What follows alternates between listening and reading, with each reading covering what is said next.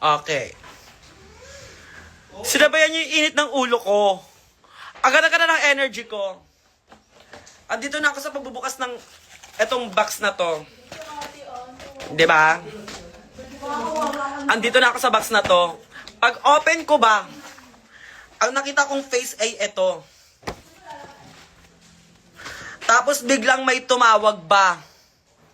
Tapos nawala ng stance. Tama na to. Tigilan na natin tong gabing ito.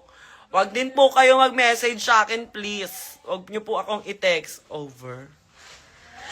Hindi naman sa pagmamaldita or pero sana please, konting respeto naman po para maging fair sa ibang viewers, di ba?